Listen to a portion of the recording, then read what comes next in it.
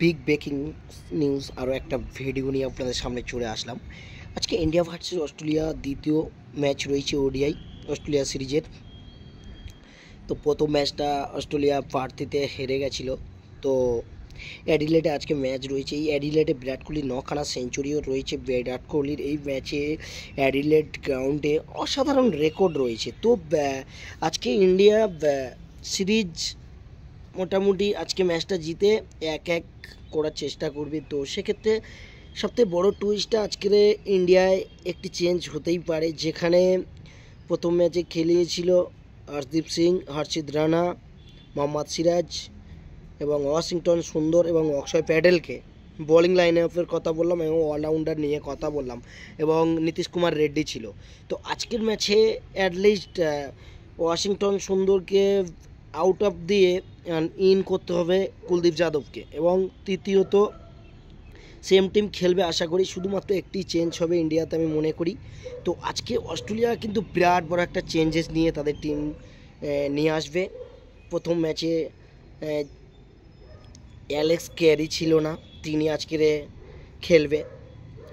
Jos English ছিলকে খেলবে and অ্যাডেন Zampa. এই অ্যাডেন jumper সাথে বিরাট কোহলির প্রচণ্ড একটা মিল আছে। অ্যাডেন জাম্পা এমন একটা স্পিনার বোলার অস্ট্রেলিয়ার দলের, তিনি বিরাট কোহলিকে 9 বার আউট করেছে। তো অ্যাডেন জাম্পা আজকে খেলবে। তো বিরাট কোহলির জন্য একটু সমস্যাজনক হতেই পারে, কারণ অ্যাডেন জাম্পার সুইংয়ে বিরাট কোহলি অনেকবার আউট হয়েছে আমরা দেখেছি। তো যাই হোক বন্ধুরা, আজকে দেখা যাক, আর কিছুক্ষণের মধ্যে টস হবে। টচ হওয়ার পর দেখতে যাবে, আপডেট আমি দিয়ে দেবো। তো এখনকার মতো এতটুকুই আপডেট। আমার ভিডিও আপনাদের যদি বা ভালো লেগে থাকে তো একটা লাইক, একটা কমেন্ট, একটা শেয়ার করে দেবেন। আর সত্যি বলতে ইন্ডিয়া টিমটা এই মুহূর্তে যা খেলছে, বিরাট কোহলি, রোহিত শর্মা গত 7 মাস পরে খেলছে, আলোচনাদের মুখে পড়তেই হবে।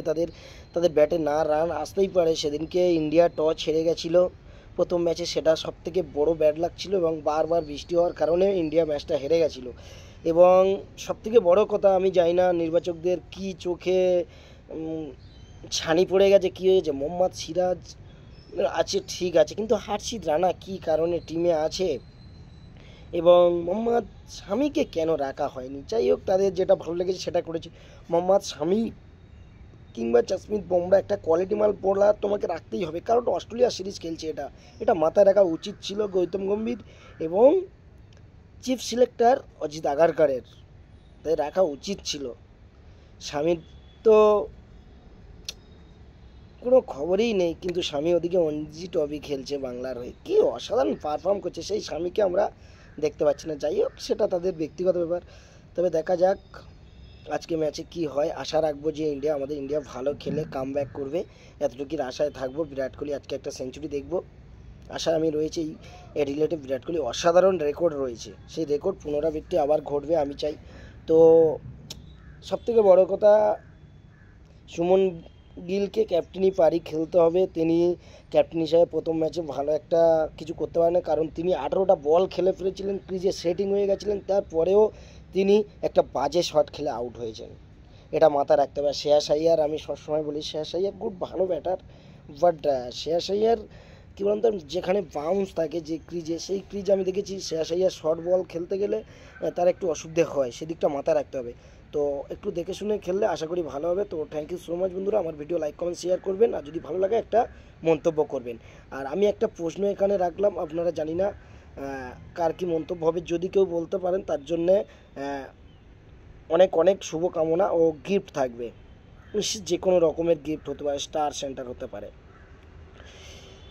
বিশ্বের মধ্যে এমন দুটি প্লেয়ারের নাম বলতে হবে যারা একসাথে ক্রিকেট বিশ্বকাপও খেলেছে, ফুটবল বিশ্বকাপও খেলেছে। এই দুটো প্লেয়ারের নাম বলতে হবে। Thank you so much. Video যদি ভালো লেগে থাকে তো লাইক কমেন্ট শেয়ার করবেন।